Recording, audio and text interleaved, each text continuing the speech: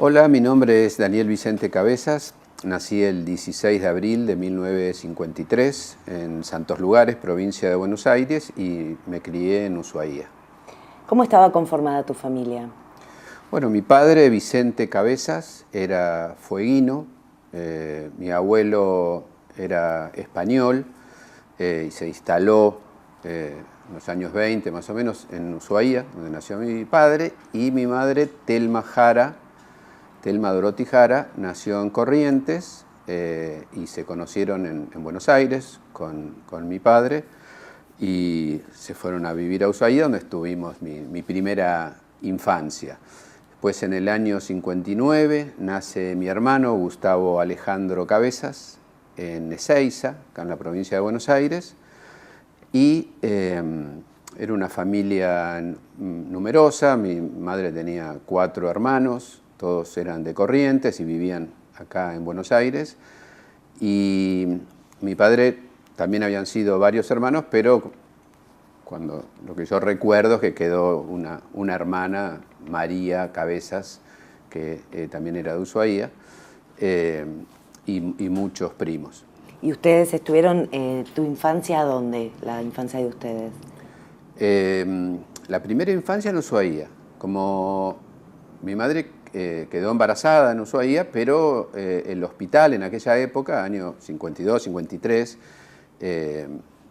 digamos, era muy precario. Entonces mi madre vino a Buenos Aires, donde estaba su familia, que la contenía, y yo nací, pero cuando yo tenía 40 días volvimos a Ushuaia, y ahí me crié hasta los 5 o 6 años, cuando vinimos a Buenos Aires. Ahí nace mi hermano y la mayor parte del tiempo estamos en Carapachay, en la provincia de Buenos Aires. Ahí nos criamos con mi hermano, fuimos a la escuela en Carapachay y en Villa Ballester. ¿Y el secundario dónde lo hicieron? En Villa Ballester yo fui al Colegio Sagrado Corazón de Villa Ballester, y mi hermano al Sagrado Corazón y después al Emilio Lamarca.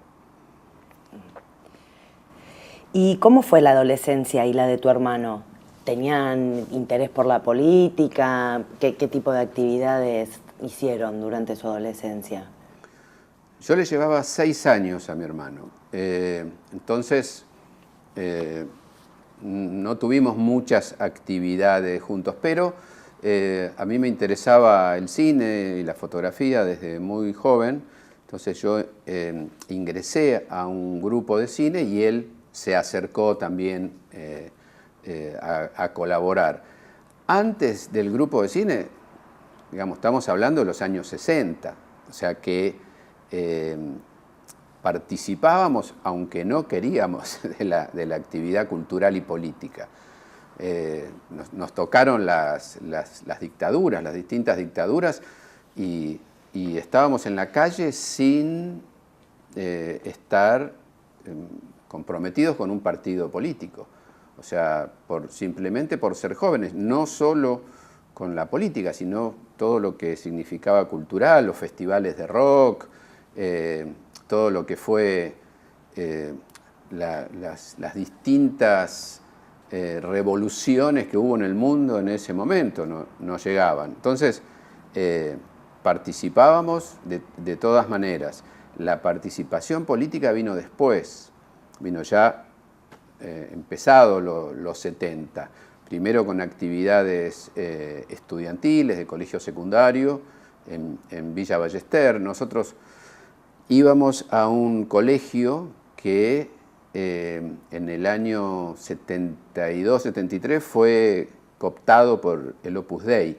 Entonces, yo estaba ya en 5º año, hicimos toda una movida, hicimos una especie de movilización un día para defender a un profesor que habían echado, y logramos que nadie entre a la escuela. Bueno, nos organizamos y los directivos del colegio cerraron el colegio. Justo era vacaciones de invierno, entonces directamente lo cerraron. Nosotros nos tuvimos que ir a otro colegio. Yo terminé el colegio secundario en el José Hernández y mi hermano fue al Emilio Lamarca, y después lo reabrieron. Al año siguiente lo reabrieron al colegio, abrieron la capilla y algunas cosas, digamos, no necesariamente el colegio secundario. Eso era también parte de la puja política, ideológica que había en ese momento, y las distintas posiciones que había dentro de la iglesia, ¿no? Y igual ustedes, en tu caso, sin una afiliación partidaria. Sí, al principio, digamos, sí, estábamos en la izquierda, pero no había al principio una afiliación partidaria. Eso vino después. ¿Y Gustavo? No, Gustavo no le interesaba, a los dos nos interesaba mucho, digamos, la naturaleza, lo cultural. Mi hermano tenía mucha más actividad en el barrio, digamos, en la sociedad de fomento, pero era muy sensible. Y tenía así como muchos amigos y varias actividades, pero no necesariamente encuadrados políticamente. Daniel, y entonces en ese marco es el que reciben el 24 de marzo del 76. Sí, yo no estaba en Argentina el 24 de marzo, yo estaba en México. Ajá. Yo en el grupo de cine recibió una beca para estudiar cine en México, de la UNESCO. Era un instituto de México y la UNESCO, ILSE UNESCO México se llamaba. El grupo decidió que yo estaba en condiciones de ir y estuve en México 1 año y medio. En ese año y medio formé una sede del grupo cine, cine infantil educativo se llamaba, y volví después del golpe. Ahora, en aquella época, para nosotros, al principio fue un golpe más. O sea, nosotros ya habíamos vivido muchos golpes. O sea, en el golpe de Olganía, mi mamá me avisó que no iba a la escuela. Para nosotros era, bueno, otro más. Nos habíamos criado con golpes militares. Y yo volví de México a principios de abril del 76 y pensando que, bueno, que iba a pasar. De ninguna manera llegué a imaginarme, al igual que muchos, la dimensión de ese golpe militar. Mi hermano había empezado a militar a fines del 75 en Montoneros, junto con mi mamá. Mi mamá era una colaboradora que prestaba la casa y mi hermano había ingresado en la UES. Él estudiaba en Villa Ballester, pero militaba en San Isidro, en la UES de San Isidro. ¿Y ellos toman alguna medida cuando sucede el golpe? Lo que pasa es que el golpe sucede en marzo. Sí. Empezamos a ver, digamos, la cantidad de caídas y que no se toma ninguna medida, se sigue viviendo ellos siguen viviendo en la casa. Yo estaba casado y vivía en otro lado con mi pareja de entonces y simplemente teníamos algunos cuidados, habíamos modificado algunos horarios y por dónde transitábamos, pero no mucho más que eso hasta el 10 de mayo que secuestran a mi hermano. Y antes de que hablemos de eso, ¿y él siguió militando en todo este tiempo? Sí, en esos 5 o 6 meses. Sí. O sea, él empieza a militar a fines del 75 hasta el 10 de mayo. Hasta el 10 de mayo. ¿Y qué pasó el 10 de mayo?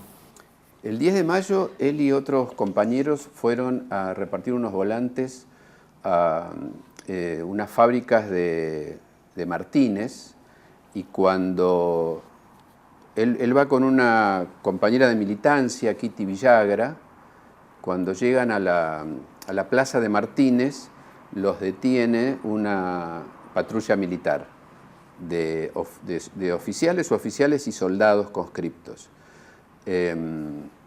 Los dejan ir, incluso estaba el responsable, digamos, del grupo de mi hermano, los dejan ir, pero uno de los colimbas descubre los volantes que habían tirado abajo de un auto. Entonces la patrulla da la vuelta y los vuelve a detener.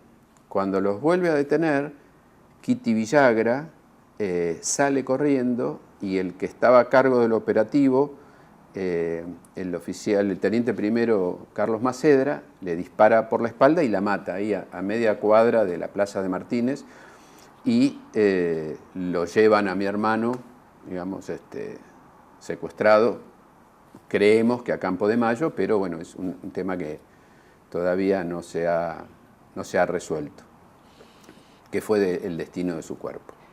¿Y cómo se enteran ustedes?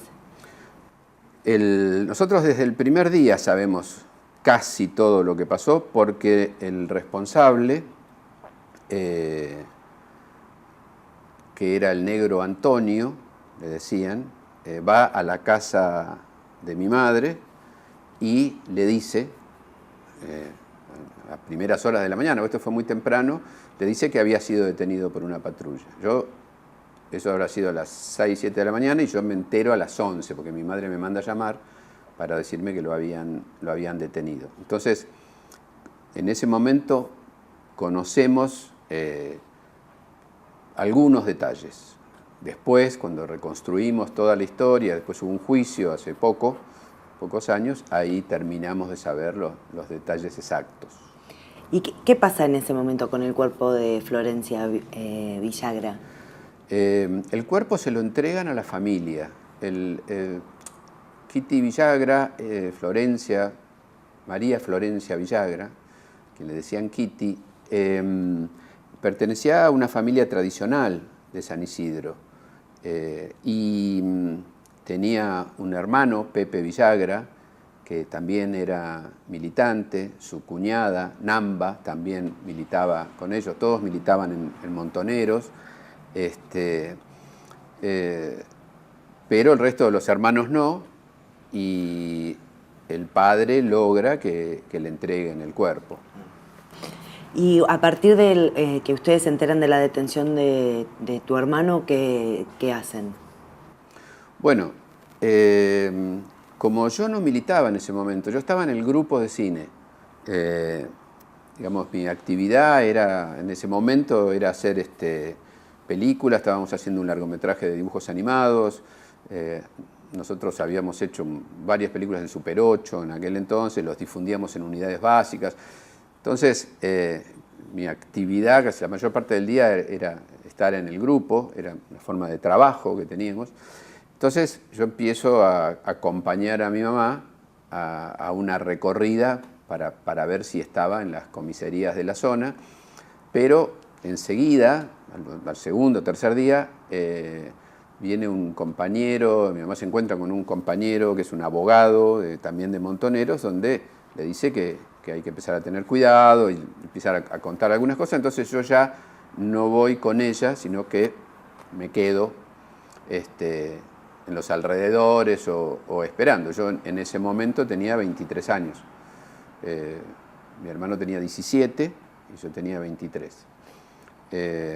Y mi madre ahí comienza una búsqueda que rápidamente se encuentra en las filas de todas las madres que estaban buscando. Antes de que se forme Madres de Plaza de Mayo, se encuentra con Azucena Villaflor, en la puerta de la Casa de Gobierno, donde hacían una fila muy temprano, o en el Ministerio del Interior, y después pasa a formar parte de la Comisión de Familiares de Detenidos y Desaparecidos por Razones Políticas, junto con Cata Guanini, Lita Boitano, Graciela Lois.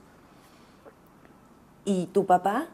Mi papá estaba en Ushuaia, ellos se habían separado hacía unos años, y viene cuando le contamos lo que había pasado, y él comienza a buscar en las comisarías y también en esa recorrida. Pero no tanto como mi madre. Claro. ¿Y dónde hicieron denuncias? ¿Dónde no hicieron? Digo, ¿dónde no? En todos lados. O sea, ahí comienza el recorrido de todos los familiares. De hecho, yo lo presenté en un juicio, en el juicio de la ESMA. Presenté toda esa documentación. Mi mamá había guardado hasta los papelitos de los turnos que le daban en el Ministerio del Interior.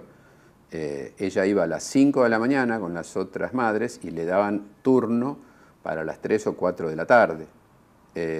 Después están las cartas que mandó al episcopado, las presentaciones en todas las iglesias, en todos los organismos de gobierno. Hay como primero una búsqueda personal, pero rápidamente se comienzan a organizar, y yo recuerdo que en junio, ya muy rápido, mi madre empieza a buscar a todos. O sea, hay un momento que mi mamá no habla solo de mi hermano, empieza junto con otras madres a pensar en todos. ¿Y vos hasta cuándo te quedás en Buenos Aires? Hasta septiembre del 76. ¿Y luego dónde vas? A México. Nos vamos todo el grupo.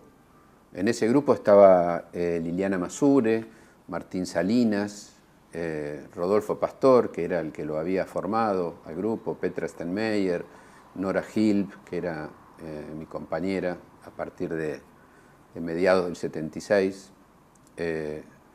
Yo me separo de mi primera esposa y formo pareja con Nora Hilb, que es la mamá de mis hijos. Estuvimos juntos 28 años hasta que salimos de la cárcel, y un poco más. ¿Y allá a qué te dedicas? Al principio continuamos trabajando en el Grupo Cine unos meses y vamos conociendo lo que sucede en Argentina, digamos cómo va avanzando la represión de la dictadura, y nos acercamos. Primero nos acercamos como grupo a la colectividad argentina, lo que era la Casa Argentina, donde había de distintos partidos, organizaciones políticas, había Montonero, ERP y otros. Y después, cuando se hace la convocatoria del movimiento peronista montonero, el grupo se divide, algunos ingresamos al MPM, y otros continúan con lo que es el grupo Cinesur. ¿MPM? Movimiento Peronista Montonero. Y ahí comenzamos, ahí comienza una militancia más orgánica. Y desde, digamos, lo que tiene que ver con la denuncia de lo que sucedía en Argentina, por mi caso particular, digamos, caso de mi hermano, yo colaboro con el COSOFAM durante un tiempo, pero ¿Qué? el COSOFAM era el Comité de Solidaridad con los Familiares, que denunciaba lo que sucedía en Argentina, reproduciendo lo que hacían lo que informaban la Comisión de Familiares de acá y las madres. ¿Y tus padres qué hacen acá durante esos años? Mi padre vuelve, él trabajaba en Vialidad en Ushuaia, él vuelve a Ushuaia. Mi madre sigue trabajando como asistente dental en Olivos, y después tiene que dejar eso porque se dedica de lleno al trabajo en la Comisión de Familiares. Ella llega a ser la secretaria de organización de la Comisión de Familiares. ¿Y qué hace como la secretaria de organización? Bueno, tomaban las denuncias de los familiares que se acercaban y difundían, empezaron a sacar solicitadas y permanentemente tomar contacto con todos los organismos nacionales e internacionales para difundir lo que estaba pasando y las consignas de la época, que era aparición con vida, ¿no es cierto? Buscar a los desaparecidos y que se sepa, digamos, todas las consignas que había en ese momento es los que las guiaba, ¿no? A familiares, a madres, después del 77, abuelas también, ¿no? ¿Y ella viaja? Ella viaja recién a fines del 78. Ah. Ella viaja a Puebla, son varias de la comisión que van a Puebla. ahí se estaba haciendo la reunión del episcopado latinoamericano, y iba el Papa, Juan Pablo II, y también estaba Pío Laghi, que era el nuncio apostólico en Argentina, y Monseñor Celli, que era su secretario. Con ellos se entrevista mi madre y la delegación allá en Puebla. Pero al llegar a México, nosotros tenemos un contacto, ahí pasan varias cosas, es muy intensa toda esa época, ¿no? Yo ya estaba militando y mi responsable era Alfredo Lires. Entonces fuimos a buscar al aeropuerto, pero sospechábamos que la podían estar siguiendo. Entonces hicimos un cambio de autos. En México estaba el viaducto y que se cruzaba por puentes peatonales muy angostos. Entonces dejamos un auto de un lado y fuimos con un taxi hasta uno de esos puentes, nos bajamos rápido, cruzamos, nos subimos al coche y nos fuimos, como una manera de antiseguimiento porque no sabíamos si la estaban siguiendo. Muchos años después confirmamos que sí, que la habían seguido, ¿no? Y ahí ella se junta con Adriana Lesgar y con María Antonia Berger, que eran quienes se ocupaban de lo que se llamaba Solidaridad en Montoneros, y planifican la manera de llegar al Papa y de difundir lo que estaba pasando. Esa fue una época de mucha actividad en México, podíamos hacer muchas cosas, teníamos apoyo y teníamos como la autorización del gobierno de poder difundir lo que pasaba en Argentina. Y ella seguía colaborando con Montoneros, a la par de su tarea en el organismo de derechos humanos. Sí, ella sigue colaborando en Montoneros. De hecho, la convocan, va con Adriana Lesgar y María Antonia Berger a Roma, donde se hace el lanzamiento del MPM. ¿Después de Puebla? Después de Puebla, sí. Ella participa como madre, digamos, de desaparecido y como colaboradora, participa en el lanzamiento del MPM sin ser un cuadro político, para nada. Mi mamá no era un cuadro político, se movía por responsabilidad, por conciencia, pero no participaba de la elaboración de estrategias políticas, sí, de estrategias de difusión y de búsqueda de justicia, hasta el día de hoy. Dos preguntas. ¿A Roma cuándo fue? Principios del 79. ¿Y cuál es la evaluación que hacen de la misión a México, a Puebla? El resultado, ¿cómo lo viven?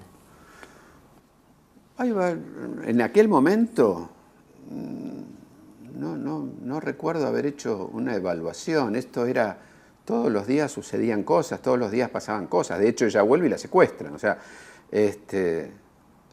la secuestran a fines de abril. Entonces, era todo muy intenso.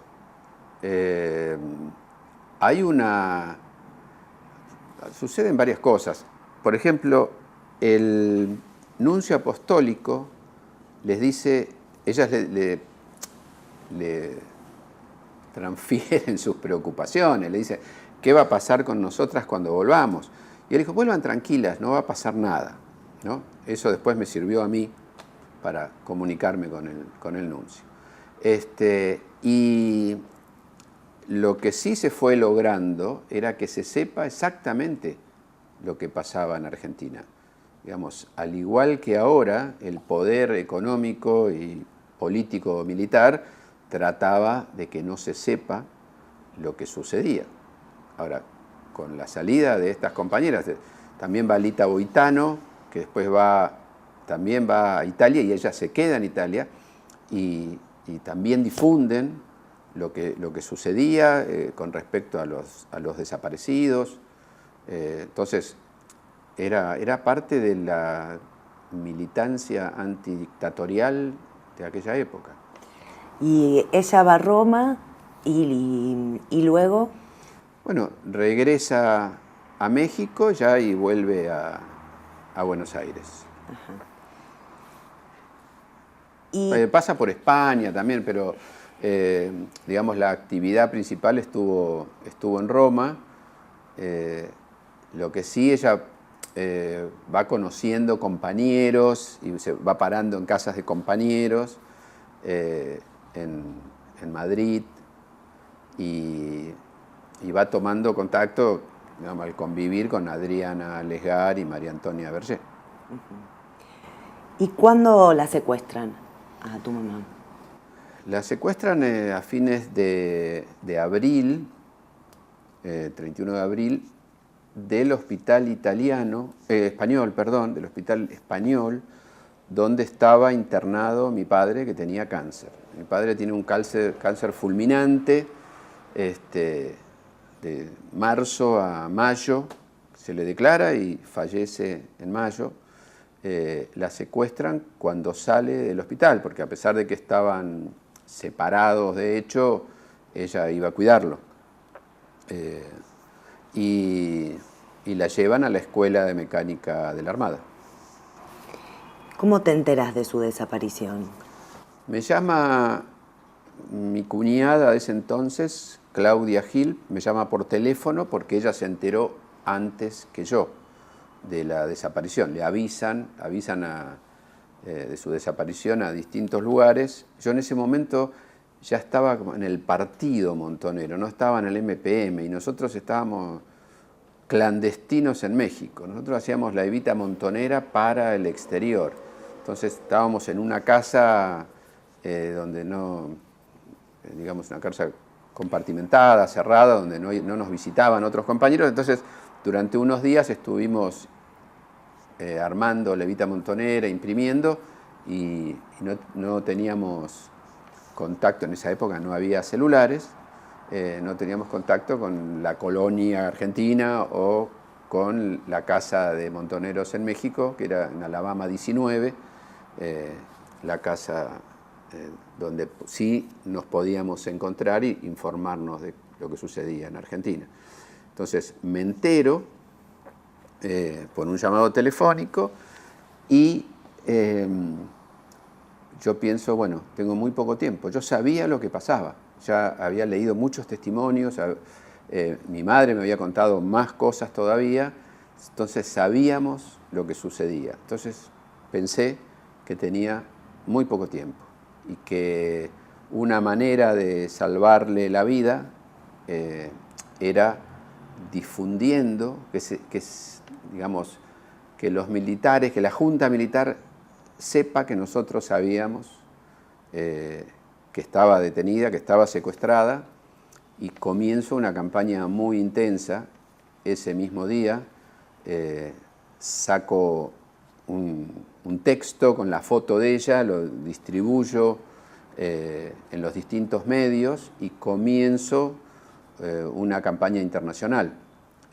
Ahí me ayuda mucho Alfredo Lires, que era mi responsable, mi compañera en ese entonces, Nora Gil, y otros compañeros, Rodolfo Puigros, también, que era dirigente de Montoneros, Pedro Orgambide también me da una mano, y mucha gente que yo conocía en México del ámbito cinematográfico y cultural por mi actividad anterior en el grupo de cine. En ese año y medio que yo había estado en México, había tomado contacto con mucha gente del cine o del teatro. Entonces sacamos una solicitada de una página en el diario Excelsior. También escribo cartas a senadores de Estados Unidos, que yo sabía que les interesaba el tema de los derechos humanos en Argentina. En esa época estaba Carter como presidente de Estados Unidos.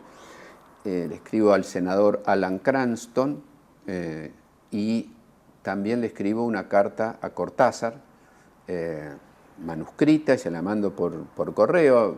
Pregunté a los compañeros de Francia, de París, y conocían la dirección, me la dieron, se lo escribí y Cortázar me contesta por el periódico. O sea, un día abro el Excelsior y veo que él comenta, que él dice, recibí una carta de Daniel Cabezas de México donde cuenta que secuestraron a su madre.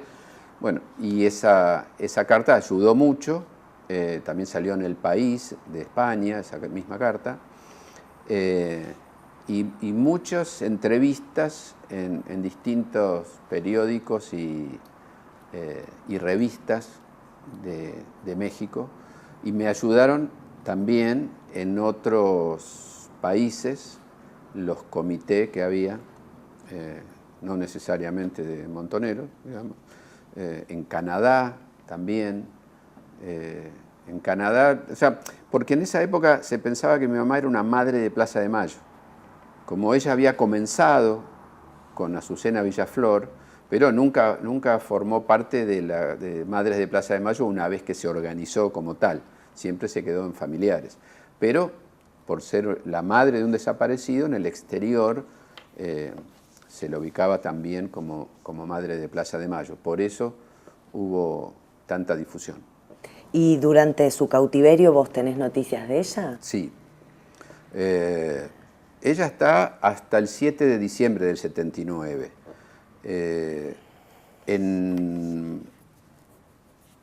La verdad que exactamente el mes no me acuerdo, pero agosto.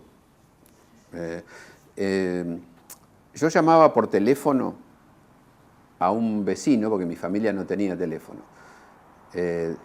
Mi familia vivía en Muñiz, mi abuela, mi tía, mis primos, no tenían teléfono, pero una vecina sí. Entonces yo llamaba por teléfono a la vecina le pegaba un grito a mi abuela o a mí, cruzaba la calle y hablaba conmigo. Yo le preguntaba cómo estaban.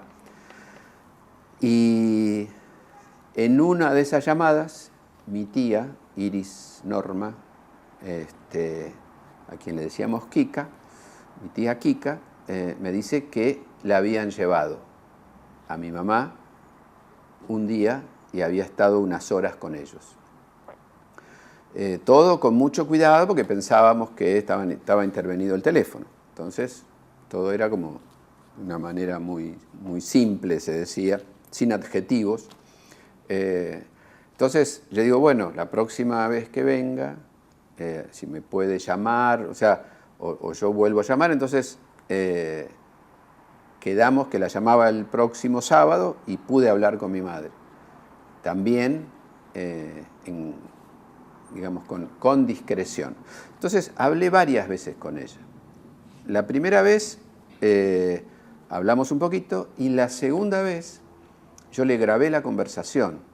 Tenía conocidos allá, Juan Manuel Gutiérrez Vázquez, que había sido un premio de ciencias y un intelectual con quien yo había trabajado en el año 75, que habíamos quedado amigos, en su casa, que tenía 3 niveles, con 3 teléfonos. En uno estaba él, en otro estaba la directora de Amnesty México y en el otro estaba yo hablando. Entonces pude grabar esa conversación y que después fue aportada como prueba en el juicio, ¿no?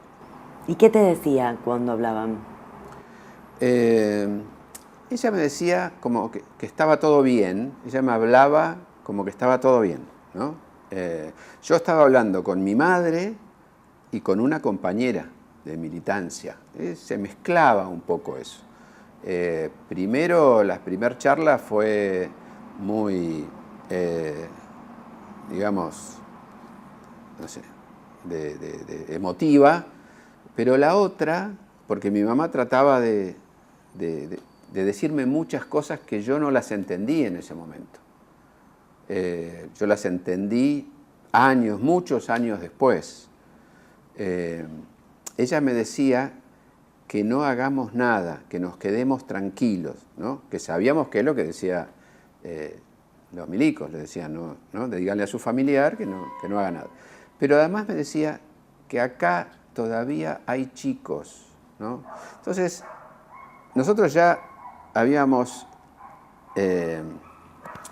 Montoneros había comenzado la contraofensiva. Entonces, en realidad, mi mamá me estaba diciendo que no hagamos la contraofensiva, que había chicos vivos en la ESMA y que si eso continuaba los iban a matar, ¿no? Pero me lo decía de una manera que yo no lo entendí en ese momento. ¿Y vos sabías dónde estaba? Sí, porque además, digamos, un tiempo antes habían secuestrado a mi prima, a Norma Cosi, y a su marido, y también había hablado con mi tía de esto, y mi tía había comenzado la presentación de Habeas Corpus también. Entonces, ya sabíamos, a partir de la conversación, que estaba en la ESMA. Lo que pasa que, a ver, me cuesta mucho sintetizar todo lo que sucedió en ese momento, porque también en la charla nosotros le proponíamos, digo nosotros porque yo esto lo diseñaba de alguna manera con Alfredo Lires, con mi responsable. Siempre el objetivo era salvarle la vida a mi madre. Entonces le habíamos propuesto encontrarnos, ¿no? Entonces yo decía, bueno, si nos encontramos, y ahí comenzó una negociación, donde mi madre lo planteaba y en el próximo llamado nos poníamos de acuerdo. Hicimos un par de intentos de encontrarnos, ellos decían Perú, nosotros decíamos que no, nosotros decíamos Venezuela, ellos decían que no, y ahí quedó, digamos, ¿no? O México tampoco quisieron. Pero todo era también como para ganar tiempo y para decir que afuera se sabía que ella estaba detenido.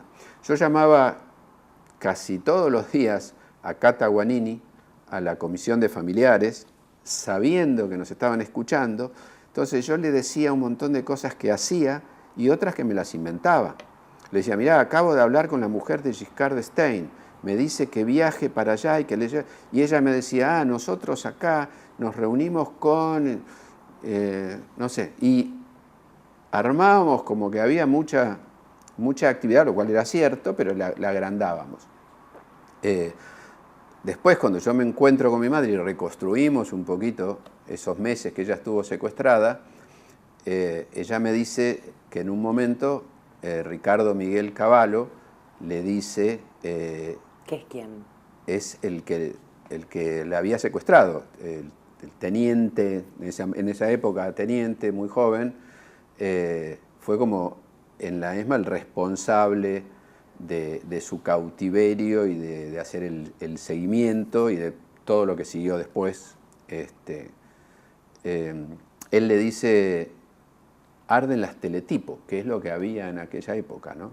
No había fax o no había otras cosas, dice, arden las teletipos con el caso de ella, ¿no? ¿Daniel y ella viaja estando en cautiverio al exterior? Sí, la llevan... a ver, los hechos son que la llevan a Uruguay para hacer una entrevista a diarios o a revistas internacionales, ¿no? También muchas de estas cosas las reconstruimos después. Estaba por venir en aquel entonces, en septiembre del 79, la Comisión Interamericana de Derechos Humanos. Entonces, Ricardo Miguel Cavallo y la cúpula de ESMA y de la dictadura, no sé, los que participaban en esto, deciden hacer un operativo muy fuerte, por eso la habían secuestrado a ella, ¿no es cierto? O sea, ellos querían demostrar que los desaparecidos no estaban desaparecidos y que algunos, tenían otros móviles. Entonces, intentan fraguar reportajes con algunos periódicos como como el periódico Newswar, que pertenecía a la secta Moon, que funcionaba en aquel entonces. Sacan una pequeña nota en el periódico que estaba en Estados Unidos, en Newswar, diciendo que mi mamá en realidad estaba en Uruguay, se había escapado porque tenía miedo que Montoneros la mate. Pero eso no repercute mucho, a pesar de que lo toma Telam acá. Entonces, deciden hacer una entrevista en la revista Para Ti. Entonces, hicieron un par de viajes a Uruguay, pero la entrevista principal la hacen acá, en la librería Selket, en Pampa y Figueroa Alcorta. Confitería. La confitería, ¿sí? ¿Qué dije? Librería. Librería, no. La confitería. Y bueno, ahí van dos empleados de Para Ti, Tito Lapena como fotógrafo y el periodista Escola, creo que es Eduardo Escola, supuestamente sin saber que ella estaba secuestrada. Digo supuestamente porque si bien Tito Lapena no sabía, yo creo que Escola sí sabía que iba a entrevistar a una secuestrada. Por eso hay una causa contra Botinelli, Agustín Botinelli, que era el secretario de redacción de Para Ti. Estamos ahí, no, tampoco avanza mucho esa causa. ¿Recordás la fecha de que ella da esta entrevista? La entrevista exacta, ya no, la verdad que no me acuerdo, pero la nota sale creo que el 9 de septiembre, el mismo día de la llegada de la CIT, 9 de septiembre del 79. ¿Y qué dice ella o qué le hacen decir ahí? No, bueno, ella en la entrevista real, ella empieza a hablar de mi hermano, ¿no? Empieza a hablar que ella está buscando a su hijo desaparecido. Ahí es cuando Tito Lapena le dice al periodista, a Escola, que apague el grabador, lo lleva a un postador y dice, nadie habla de esto. Esta señora está hablando de desaparecidos cuando acá nadie habla de desaparecidos, acá hay algo raro. Y el periodista dice, bueno, no te preocupes, y siguen charlando. Todo lo que ella conversa no es lo que sale en la nota. La nota fue armada después con una terminología que el diario Buenos Aires Herald comenta, ¿no?, con respecto a eso, porque comentan la nota de Para Ti, que le llama la atención la terminología castrense de la entrevistada, ¿no? Porque no son ni las palabras ni lo que ella dice. O sea, fue todo fraguado. Necesitaron demostrar como que ella estaba bien. Cuando la llevan a la confitería Selket, no había público, no había clientes, sino que eran todos de la ESMA, digamos, todo personal, todos milicos los que estaban ahí, o secuestrados incluso, ¿no? Ella va con otro secuestrado. Y además de sus viajes a Uruguay, ¿estuvo siempre en la ESMA o en algún otro lugar? Estuvo en la ESMA bastante tiempo. Después, con uno de los viajes a Uruguay, la llevan a una quinta en zona norte una noche y después la llevan al Tigre. Ella está en la isla El Silencio, con los otros secuestrados, incluso con mi prima y su marido. ¿Y cuándo es liberada? Es liberada el 7 de diciembre del 79 y le dicen que se vaya de Buenos Aires, que no se acerque a los organismos de derechos humanos, y ella se va a Corrientes, a la casa de su hermano, y se queda ahí casi un año. ¿Y el contexto en el que la liberan? A ver, cuando se va, le dicen, agradézcale a McBride. Entonces, cuando ella se encuentra conmigo, me dice, ¿quién es McBride? Ella no sabía quién era McBride, que era el presidente de Amnesty Internacional y que había hecho mucho por ella, pero como siempre decimos, digamos, los sobrevivientes, ¿por qué estás vivo? ¿Por qué te liberan? Es una suma de factores muy difícil de de decidir por qué ella está viva, por qué la liberaron, hay muchos motivos, ¿no? La verdad que no lo sabemos. Y se va a Corrientes. Se va a Corrientes. ¿Y vos te encontrás con ella en algún momento?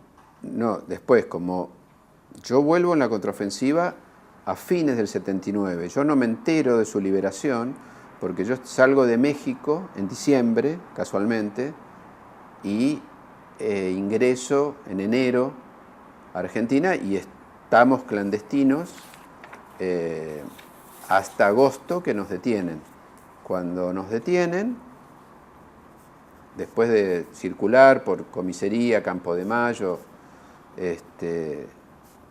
y Cuerpo 1 de Palermo, tuvimos ahí unos días en cada lugar, me legalizan en la cárcel de Caseros, donde ella me va a visitar. Nuestro primer encuentro, después de mucho tiempo, es en el locutorio de la cárcel de Caseros. ¿Y cómo es tu estadía acá de enero a agosto? Del 80, ¿no? Del 80. No. Nosotros ingresamos 3 parejas, no éramos ni TEI ni TEA, digamos, en la contraofensiva había distintos grupos. Nosotros veníamos más que nada a prensa y propaganda, más que nada propaganda. Teníamos una imprenta clandestina y en mi casa había una fotomecánica, que es con la que se hacían las chapas, los negativos y las chapas offset, ¿no? Eso estaba dividido en 2 casas distintas. La tercera casa era la de nuestro responsable. Éramos 3 familias, Alfredo Lires y Graciela Álvarez, con sus 2 hijos. Ellos 2 están desaparecidos y sus 2 hijos fueron entregados a sus abuelos, y están bien. Después, Guadix y Aizabona, Gervasio Guadix y Aizabona era la otra pareja. Gervasio Guadix fue asesinado en Paso de los Libres y Aizabona estuvo detenida, estuvo legalizada y está bien. Y la tercera pareja éramos Nora Gil y yo, que también fuimos legalizados. Estuvimos presos 4 años. Desde que llegamos hasta que nos detienen, nuestro trabajo fue editar, o sea, imprimir y distribuir un libro que se llama Montoneros, el camino de la liberación, y realizar pintadas. Las consignas que nosotros teníamos en aquel momento era resistir es vencer, que era una pintada fácil de hacer, y había otra que era complicada, que yo puteaba cada vez que había que hacerla, porque decía, conquistar el poder sindical es vencer Montonero. Estaba como media hora más o menos para escribir eso, y era parte de lo que estaba sucediendo. En el año 79 comienzan las huelgas en Argentina, digamos, comienza una resistencia a la dictadura, por eso esa consigna. Y después la idea era instalarnos. Nosotros habíamos regresado con nuestra hija, no la habíamos mandado a la guardería, sino que de Cuba, ¿no? Eso es otro capítulo aparte, pero nosotros, las 3 familias, vinimos con nuestros hijos a instalarnos y quedarnos acá. Y la idea era, en algún momento, editar más cosas, publicar más cosas, más documentos o hasta una revista, digamos, no sabíamos bien. Pero también fue un golpe muy fuerte llegar acá y ver que en realidad no teníamos inserción y que la campaña de la dictadura, todo lo que fue acción psicológica, había funcionado muy bien. Eso fue muy duro. De hecho, Alfredo Lires en junio regresa a México para hacer un planteo de que la contraofensiva no era tal, digamos. ¿Qué planteaba la contraofensiva? como idea? Me da un poquito de vergüenza decirlo, pero ante la movilización de, digamos, de los sindicatos, sobre todo, Montoneros intentaba ser un referente en aquel entonces a esa resistencia. Había en la conducción, y nosotros lo aceptábamos, por eso digo que me da un poco de vergüenza, la idea de que Montoneros podía conducir esa resistencia. Es eso, cuando nosotros llegamos y a los 2 meses ya nos dimos cuenta que no era así, empezamos a plantear otras cosas, y es lo que va a plantear Alfredo Lires a la conducción, y regresa, y cuando regresa lo detienen en la frontera de Mendoza, y ahí se produce una caída, digamos, de todos nosotros. ¿Cómo fue tu detención? Yo estaba buscando trabajo porque nosotros, al irse Alfredo, no teníamos recursos económicos, ya estábamos yo había pedido prestado a algunos conocidos, pero no teníamos recursos económicos, y entonces empecé a buscar trabajo. Cuando vengo de haber conseguido mi primer trabajo, entro a mi casa, que era un PH al fondo. Cuando toco timbre, me cae 3 o 4 milicos de la patota, me llevan hasta la cocina. Cuando paso veo que en el cuarto está Nora, con cara aterrorizada, con un tipo atrás, todos de civil, y me detienen ahí, y yo inmediatamente pongo en funcionamiento lo que tantas veces habíamos ensayado con Alfredo Lires, ¿no? El hecho de que mi mamá había estado secuestrada, a mí me daba una excusa. Yo digo que yo vine a Argentina a buscar a mi madre y que Montoneros me había permitido, digamos, eso, y que yo quería saber cómo estaba ella y que le iba a sacar una foto. Habíamos armado todo un verso que sirve en el primer momento, digamos, para que no nos maten ahí. Y yo no estaba armado en ese momento. Nosotros no andábamos armados, porque no se justificaba, y en el caso de defendernos ya no podía, digamos, en ese momento. Y de ahí nos llevan a una comisaría.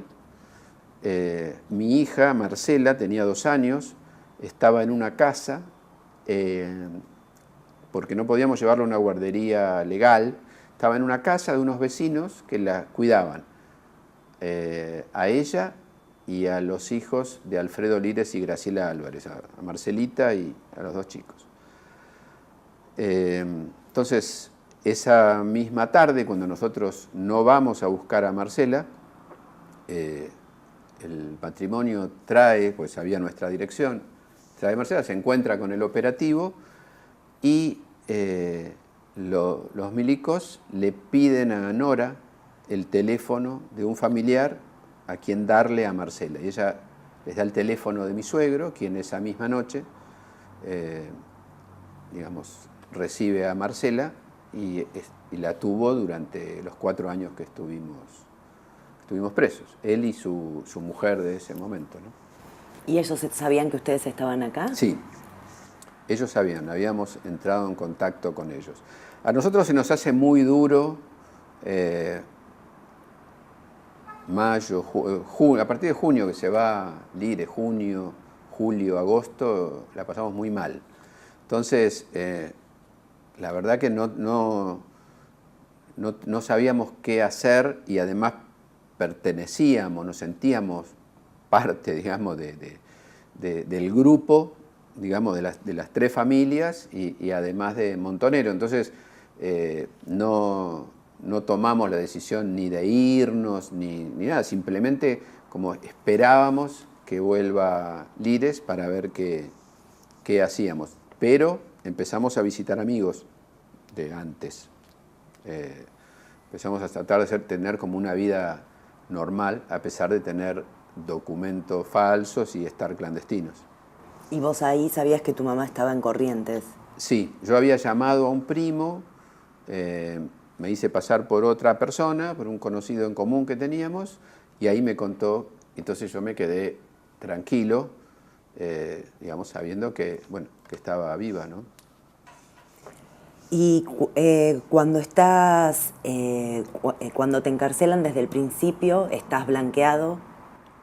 Más o menos, no, mi familia no sabe que en ese momento que estuve en Campo de Mayo.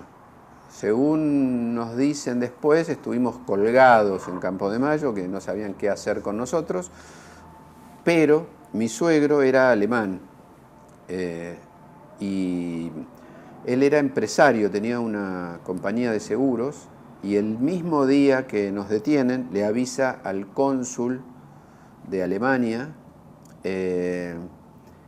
que justo nos tocó un cónsul muy progresista, muy comprometido con la defensa de los derechos humanos, y él llama a Arguindegui y le dice que Nora es ciudadana alemana, no hija de alemanes, sino que es ciudadana alemana.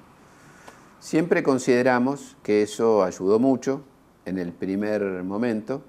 De hecho, yo estoy agradecido a mi ex suegro, que ya falleció hace muchos años, pero siempre estuve agradecido, porque pasamos a estar legalizados en la cárcel. Yo en Caseros, después en Rawson y finalmente en Devoto, donde salía en libertad. Y Nora en Devoto, en Ezeiza, donde salió en libertad. ¿Y ahí recibían visitas? Sí. Mi madre me visitó absolutamente todas las veces que hubo visita. Una vez estando en Rawson le dije que no venga porque era un gasto muy grande, pero yo le tuve que decir, se lo dije un par de veces, no me hizo caso, una vez sí, digamos, porque había una cuestión económica, pero mi madre me visitó todas las veces que se podía. ¿Y a esa altura qué pensaban de Gustavo, de la situación de Gustavo? Bueno, a esa altura yo sabía que estaba muerto, pero durante mucho tiempo siempre quedaba como una esperanza. Mi mamá la tuvo más tiempo, esa esperanza. Pero, digo, ya sabíamos lo que era la dictadura, cuáles eran sus métodos, porque o se habían escapado o habían denunciado afuera lo que pasó, o gente que estuvo en la ESMA, ¿no? La compañera de Osatinsky y otras compañeras más, ya había dado su testimonio en el exterior Cacho Scarpati. Entonces, si bien sabíamos que había algunos compañeros que estaban secuestrados con vida, pero la mayoría no. No sé, me resulta difícil describir ese momento. Es muy complejo lo que se sentía, ¿no? Y nosotros, al estar en la cárcel, empezamos a militar el tema de preso político. O sea, yo ingreso a la cárcel y al poco tiempo ya estoy organizado. Digamos, Montoneros estaba organizado dentro de la cárcel, el PRT y el ERP estaba organizado dentro de la cárcel. Entonces empiezo a formar parte de la organización dentro de la cárcel. Y en los encuentros con tu mamá, ¿en torno a qué conversaban? Yo tengo como una foto, la primera vez que la vi en Caseros, a pesar del paso del tiempo. No tengo un video, tengo una foto de eso que es los dos llorando, digamos, a través de un vidrio. El locutorio en Caseros era muy chiquito y el vidrio tenía agujeritos para hablar, no tenía micrófono, ese primer locutorio. Entonces, ahí como, bueno, llorando, pero bueno, estamos vivos, hasta acá, ¿no? Estamos vivos, ahora empezar a contar. Mi mamá era muy discreta, mi mamá no me preguntaba, ni me recriminaba, ni nada, qué hice, no hice, dónde estaba, qué hacía, digamos. Ella sabía que yo militaba en Montoneros, pero no me pidió ningún tipo de explicación, nada, y yo quería saber cómo le había pasado, ¿no? Y después, en realidad, lo que reconstruyo no es tanto por ella, sino por los compañeros de ella, digamos, los sobrevivientes con los que me voy encontrando, porque al haber estado mi prima, que era más joven, en contacto con los otros secuestrados, cuando yo salgo en libertad, se hacían asados en la casa de mi prima, donde iba Víctor Basterra y otros, Osvaldo Barros y su compañera, digamos, todos sobrevivientes de la ESMA. Y ahí yo me entero detalles, cosas, anécdotas relacionadas con mi mamá. A mi mamá le decían la vieja, porque tenía 50 y pico de años, cuando la mayoría tenía 20 y pico, incluso los milicos. Los marinos, ¿no?, que estaban ahí tenían menos de 30. Algunos tenían un poquito más, pero todos eran muy jóvenes. Entonces, esa diferencia de edad y la personalidad de mi madre, que era una persona muy espiritual, mi mamá no era la militante tradicional, no tenía formación política, no tenía formación sobre la historia, era muy intuitiva, muy sensible y muy espiritual, y siempre que yo recuerdo, siempre preocupada por el otro. Entonces, me acuerdo en una entrevista que le hizo Miguel Bonazo para Página 12, ella cuenta que un milico le dice, usted debe tener mucho odio, ¿no? Y ella le dice, no tengo odio, tengo dolor, ¿no?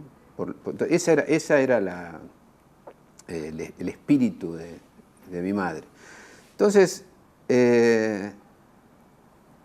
por ejemplo, me contaron que cuando fueron a la Isla del Silencio, ella cocinaba, la hacían cocinar, a ella y a otra detenida, para los milicos, los custodios, y también para los secuestrados que estaban ahí abajo de una casilla, todos amontonados con humedad, y que ellos reconocían cuando la comida era de mi madre. Entonces yo después le pregunté a ella sobre eso y me dijo que ella había detectado que cuando los milicos comían bien, les bajaba la violencia, se ponían más tranquilos, entonces que ella trataba de cocinarle con lo que había lo más rico que podía.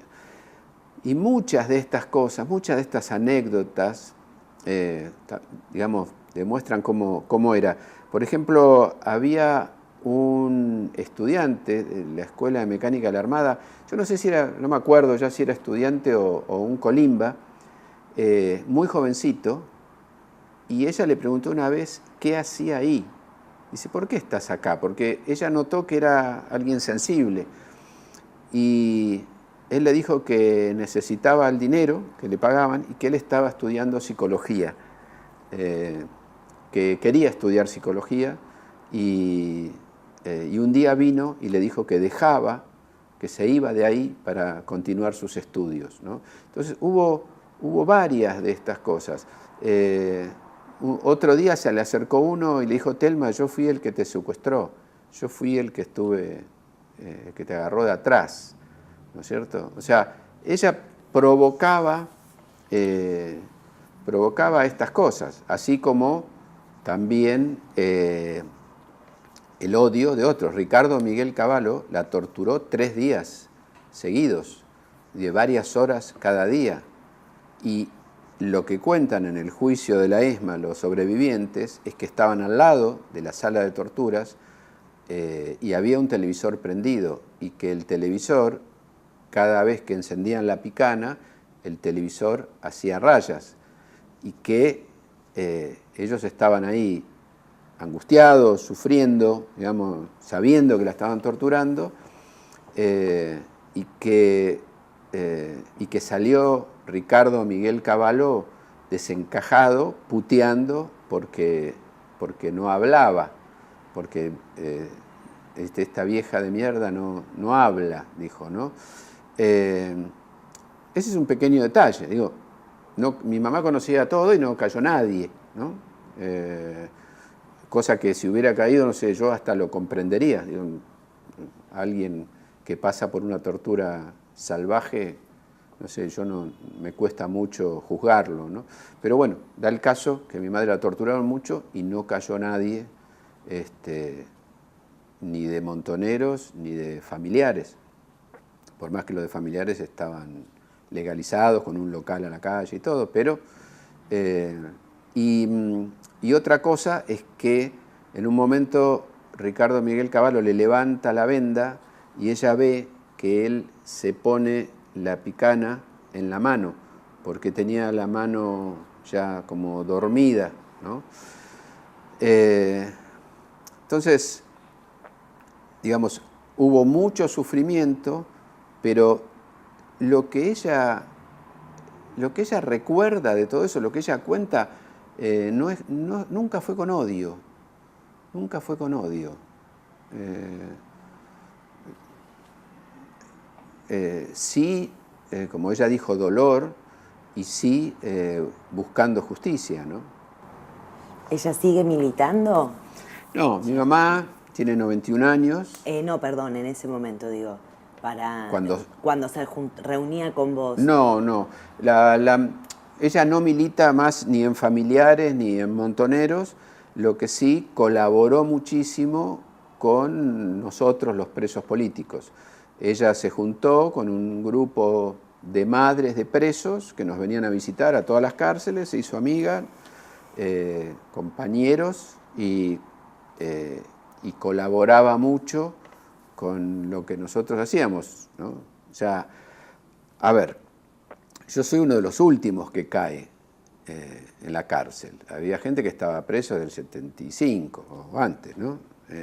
Muchos del 76, algunos del 77, pero yo soy de los últimos presos. Entonces, después de Malvinas, en la cárcel se modifica toda la relación, porque los milicos que nos cuidaban, digamos los guardiacárcel, nosotros le decíamos, ¿usted qué hace acá? ¿Por qué no está en Malvinas, ¿no?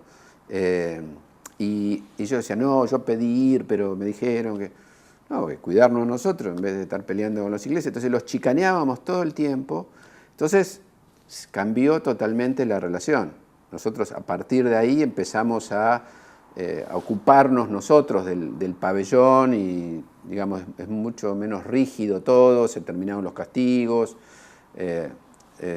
y nos organizamos de otra manera. De hecho, yo tenía en un cuaderno los documentos de Montoneros que había reconstruido y armamos en Rawson, como ya quedábamos pocos en el 83 sobre todo, armamos un documento que lo presentamos en la Fiscalía de Rawson. Entonces, todas esas cosas los familiares nos ayudaban. Entonces yo decía a mi madre que averigüe una dirección, un teléfono, dónde, el nombre del fiscal. Entonces, cuando ellos llegaban a Rawson, los familiares colaboraban en lo que nosotros le proponíamos, porque era para o salir en libertad o denunciar lo que había pasado. Como en Rawson estábamos ya pocos, relativamente pocos, y eran de todo el país, habíamos logrado, digamos, escribir ese documento donde cada uno decía lo que había vivido o lo que había visto en cada una de las otras cárceles. Había muchos sobrevivientes de masacres, ¿no? Y muchos habían perdido a sus familiares, que habían estado presos juntos, y bueno, a un hermano lo mataron, al otro no. Con eso armamos un documento que lo presentamos en la Fiscalía. Por una casualidad, compañero que termina de pasar ese documento, que tenía linda letra, en una siesta, yo me levanto de la siesta, era invierno, y me dice firma, soy el primero que firma ese documento, se llama Daniel Cabezas y otros. Y ese documento, cuando lo recibe el fiscal, lo manda a todos los juzgados que tenían que ver, a todas las jurisdicciones que tenían que ver con las denuncias que hacíamos. Entonces, así es como se abren las causas de lesa humanidad por primera vez en aquella época. Después eso se cierra con las leyes de obediencia debida, punto final, amnistía, después se vuelve a abrir, y cuando se abre ya se abre con otros nombres. Pero en Salta, la causa de las palomitas se llama originalmente Daniel Cabezas y otros, digamos, ¿no? Y después fue la base de casi todas las causas. En la Unidad 9 de La Plata también está ese documento agregado como origen de los juicios de lesa humanidad. Ahí colaboró Telma. ¿Y cuándo te liberan? A mí me liberan en mayo del 84, ya estando Alfonsín. Hacía meses, ya como 3 o 4 meses, que estábamos esperando la liberación, porque todos los días se iba gente, ya estábamos cansados de cantar la marcha peronista, el himno, todo junto. Cada vez que se iba una tanda, era una fiesta, y toda la efervescencia de aquel momento, ¿no? En la calle, estaban todos en la calle y nosotros esperando que nos toque salir. Y una vez que te liberan, ¿qué haces? ¿Te quedas en Argentina? Sí, me quedo en Argentina, empezamos a reconstruir la familia. En el año 85 nace mi hijo Leandro. Marcela era mexicana, había nacido en el 78 en México, y Leandro nace post-cárcel en Argentina en el 85. Vivimos en... ¿Ella cuando es liberada? El mismo día, caemos el mismo día y nos liberan el mismo día. Sí. Y a reconstruir la familia. Digamos, habíamos pasado bastante mal, no solo en la cárcel, sino antes, y empezar a retomar los contactos. En la cárcel sucede algo que es muy fuerte, que es ahí se generan amistades que después no se rompen, ¿no? De hecho, nuestros mejores amigos y hoy en día son los con los que estuvimos en la cárcel. Y nos seguimos viendo, ¿no? Entonces, bueno, fue reconstruir. Yo ya vi, como a mí me gustaba el cine, vuelvo a trabajar digamos, en el medio audiovisual, y había cambiado todo. Yo venía de Super 8 a lo sumo 16, y lo que había manejado era una Bolex. Cuando me reintegro había un Matic, VHS, NTSC, PAL. Yo confundía las normas con los formatos, digo, hasta que me adapté a eso. Y bueno, y volver a la vida, que llevó un tiempo. Después, bueno, me termino separando en Oran, y formando otras parejas. ¿Y mientras tanto militás? No milito orgánicamente. Pasaron muchos años hasta que me sumé a una organización. No, fueron distintas búsquedas. Fue muy duro los 90. No, digamos, procesar una derrota y procesar, digamos, todo unas pérdidas muy grandes. Todo eso llevó tiempo. Entonces, los hijos, la pareja llevaba mucho tiempo, y después aprender, porque yo me había ido a fines del 74 y vuelvo a la vida después de 10 años muy intensos, con exilio, clandestinidad y cárcel. Son 10 años después. Entonces, y en una época, en una edad también muy significativa, ¿no? A los 31 años vuelvo a tener mi documento, transitar por la calle y pensar un futuro. Daniel, y vos antes nos mencionabas la impronta que le dieron a los crímenes de lesa humanidad. ¿Ustedes acompañan con tu madre a los organismos de derechos humanos en estos juicios? Sí, totalmente. O sea, a ver, mi madre es testigo en la causa 13, en la causa a la Junta Militar. Entonces, eso fue también todo un proceso.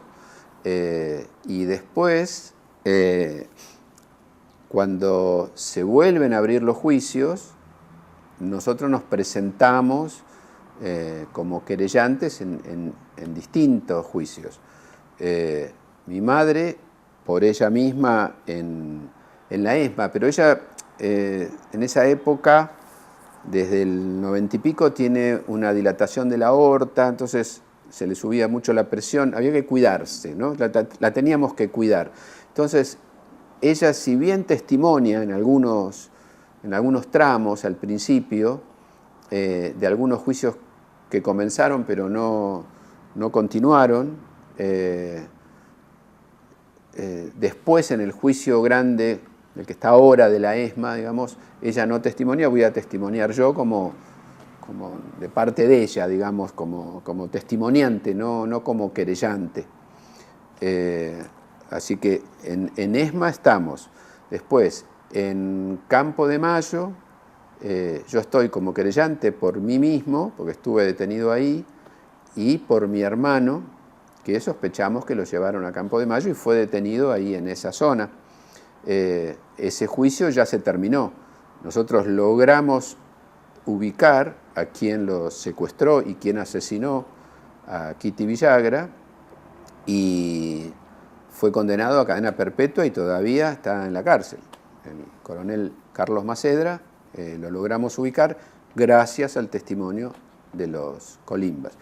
El abogado querellante en todas estas causas es Pablo Yonto, entonces participamos en varios juicios y además yo fui testigo de concepto en el juicio de La Plata por ese documento que te mencioné. Y después abrimos otra querella contra Agustín Botinelli, el secretario de Paraty, y hace poco abrimos otra para que sea declarado centro clandestino de detención la comisaría donde yo estuve y Cuerpo 1 ahí en Palermo. ¿Cuál es el tratamiento judicial del denominado operativo Paraty? ¿Cuál es? Perdón. El tratamiento judicial, ¿cómo se lo toma? Bueno, a ver, nosotros queremos que sea juzgado por lo menos el secretario de redacción, porque los demás están muertos y porque la empresa fue vendida. Entonces nos agarramos del secretario de redacción, que es Agustín Botinelli, y pedimos, digamos, su complicidad en secuestro, tortura, digamos, todo lo que sufrió mi madre.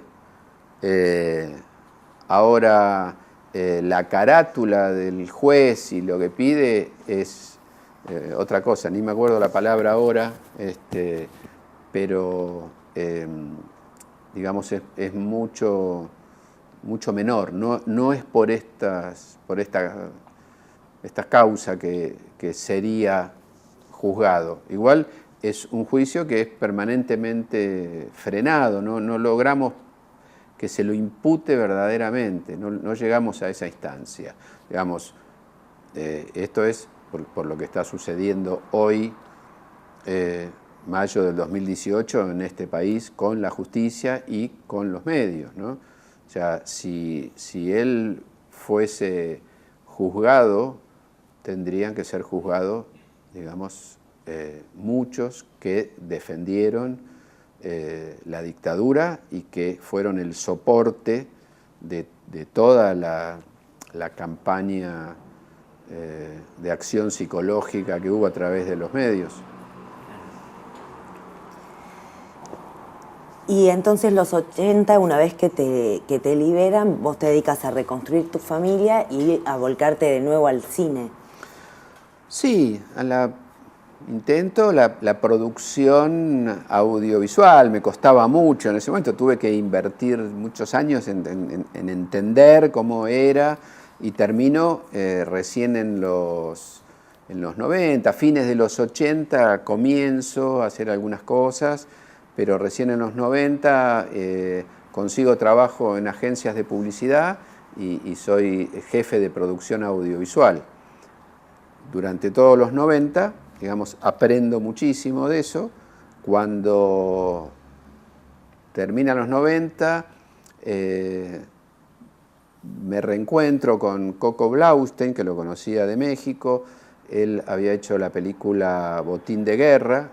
Yo la voy a ver, me encanta, me encantó la temática, me comprometí con esa temática y ahí comienzo a colaborar con Abuelas, donde hago la campaña del año 2000 más o menos, con spots de radio y de televisión y afiches, y comienzo a producir el documental Nietos, Identidad y Memoria.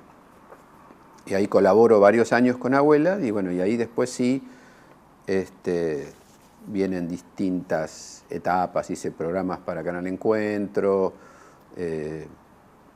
hice otros que salieron por Canal 7, hice varios programas para abuelas en Canal 7, el primero con Víctor Hugo Morales y Cecilia Laratro, después el segundo con Esteban Prol y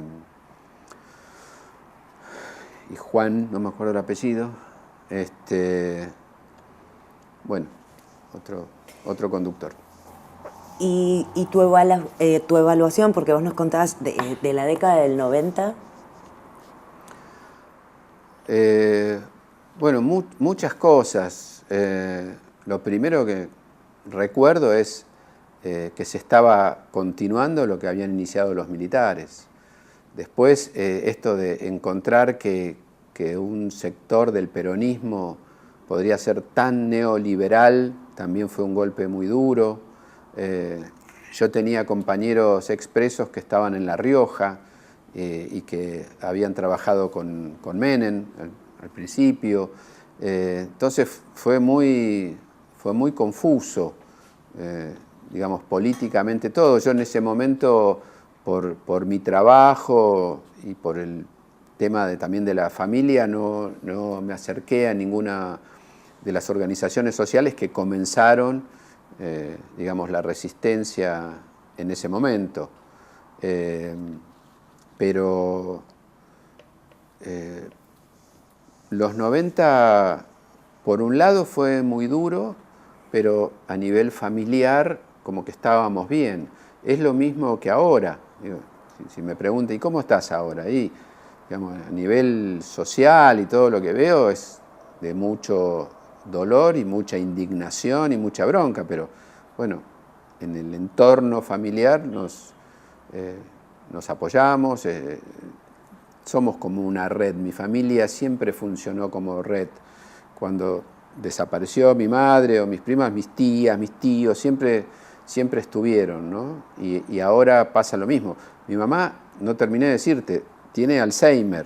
Hace varios años que ella empezó a estar mal, tuvo un tumor, después lo que se llama demencia senil, Alzheimer ahora, y la cuidamos entre mis primas, mis sobrinas, nos turnamos para visitarla, está en un hogar en Bellavista, está bastante bien, a ella le gusta el lugar, siempre le gustaron mucho las plantas, tiene un jardín muy grande, con muchos árboles, así que está bien, pero el otro día por primera vez no me reconoció, me confundió ya con un hermano de ella y se quedó en una época más juvenil o infantil, ¿no?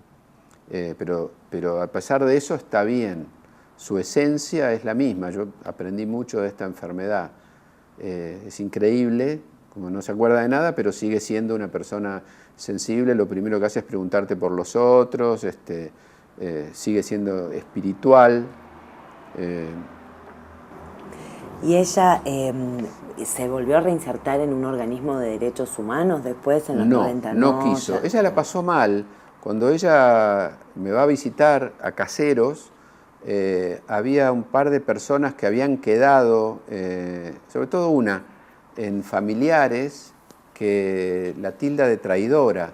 O sea, la revista Para Ti funcionó para los militares, funcionó para la sociedad y funcionó para una parte de los organismos de derechos humanos, como si se hubieran dividido.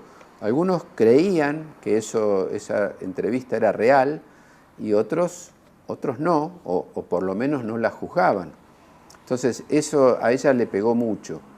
Y después yo creo que todo lo que sufrió y lo que vio la dejó marcada, sobre todo por su sensibilidad. Y en la década del 2000, ¿cuál es tu evaluación respecto de las políticas de derechos humanos del gobierno de Néstor y Cristina Kirchner? Bueno, ahí participo muchísimo, yo formo parte originalmente de la Comisión Campo de Mayo. Nosotros incentivamos la formación de un grupo para que se investigue lo de contraofensiva.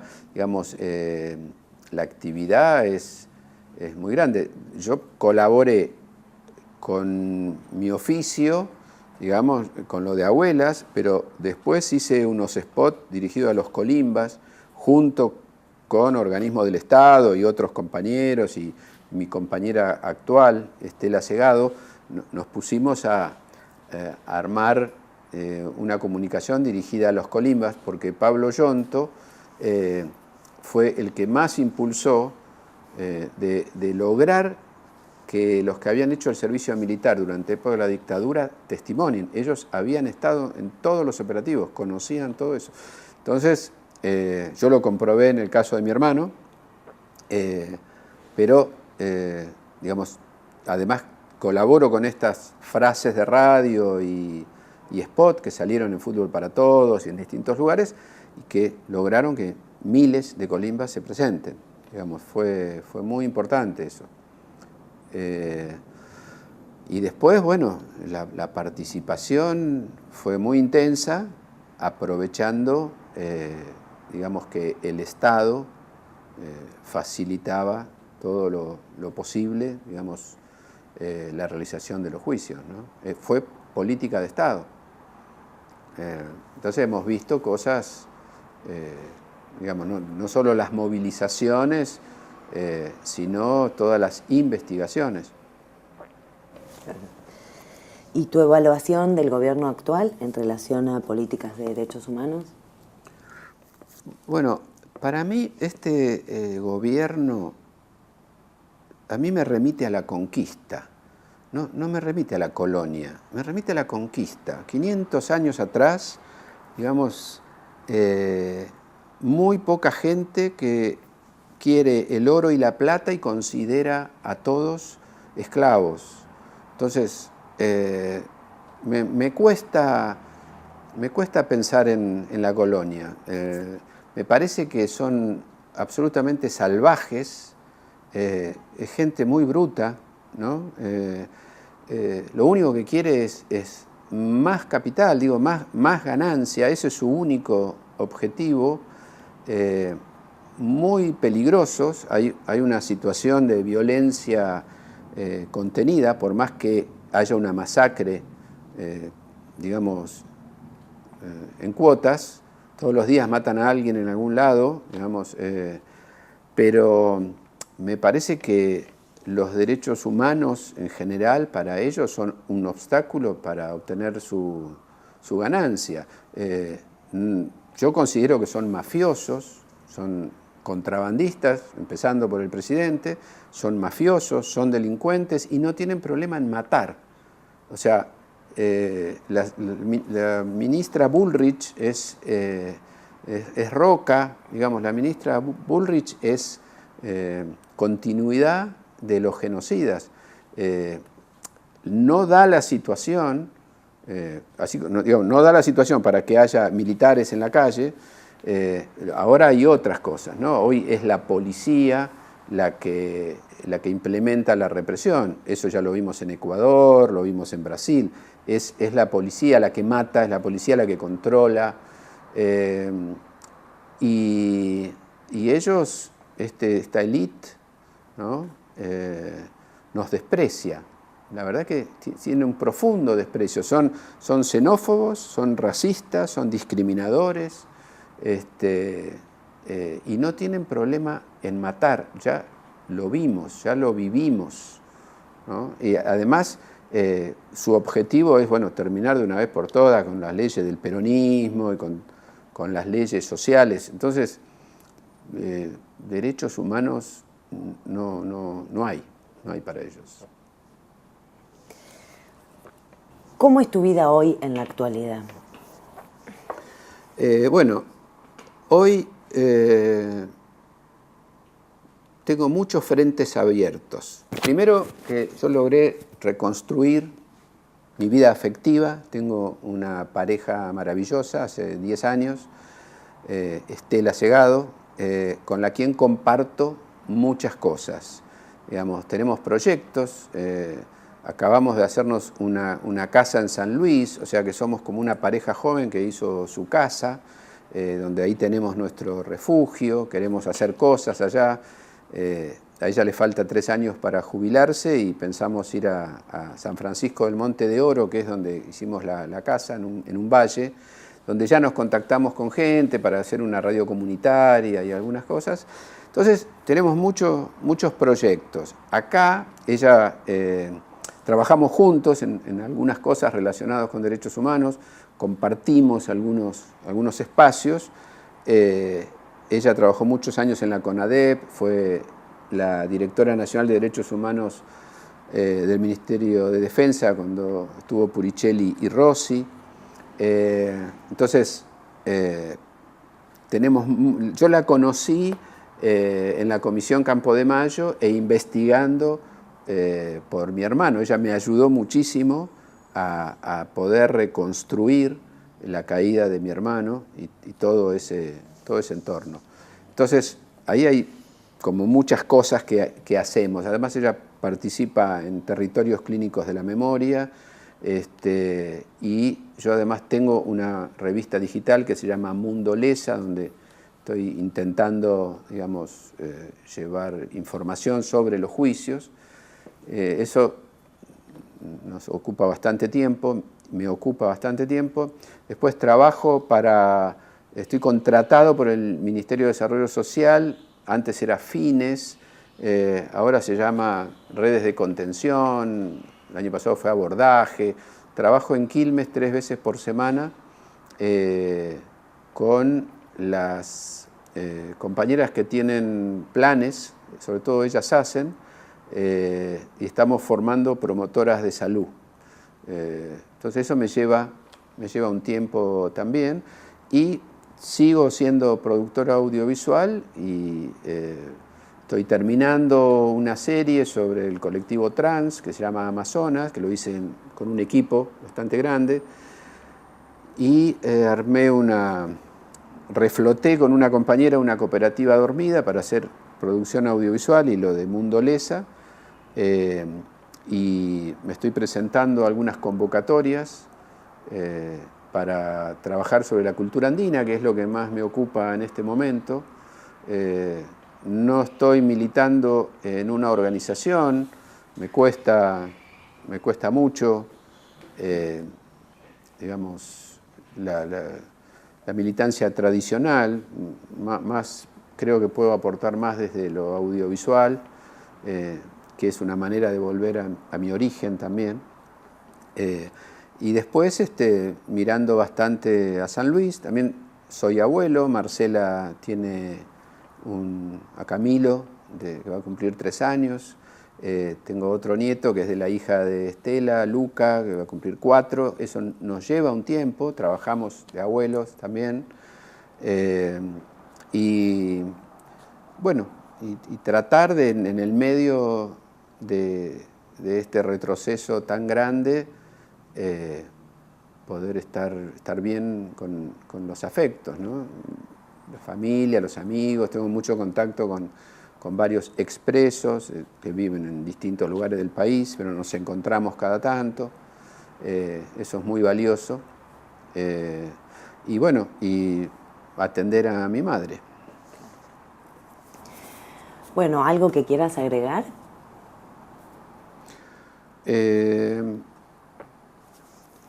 Nos quedó hablar un poco de contraofensiva, de lo que empezamos a hacer para la causa, porque eso me parece importante. Nosotros intentamos varias veces comenzar un grupo que investigue contraofensiva, porque no había muchos datos de los que habían caído, cómo habían caído y dónde. Entonces se armó un grupo finalmente con hijos de desaparecidos, con familiares, con militantes, sobrevivientes y guiados por Pablo Yonto y Coco Lombardi, después que se sumó otro abogado. Y fue muy importante y también sanador hasta ahora reconstruir las caídas de los compañeros y las compañeras, que son más de 90, y que ahora vamos por la justicia tradicional. Digo, la idea es llegar al juicio oral, pero fue mucho trabajo, fue muy importante, digamos, tanto la guía de Pablo Yonto, que marca el camino, como los hijos de los desaparecidos, que aportaron hasta sus conocimientos en informática, para poder hacer los Excel y todo lo necesario para poder reconstruir las caídas, las fechas, dónde, y después todo el apoyo, digamos, de Estela, digamos, de mi compañera, como tiene un gran conocimiento sobre la estructura militar represiva, y otras compañeras y compañeros que también aportaron en ese sentido, que investigaron la estructura represiva, ¿no? Que intentaron ocultarla, ¿no? Los militares intentaron ocultarla, pero bueno, ahí ellos lograron reconstruirla. Entonces, vamos ahora al juicio oral. Eso es lo que estamos buscando. Bueno, muchas gracias. No, gracias a ustedes.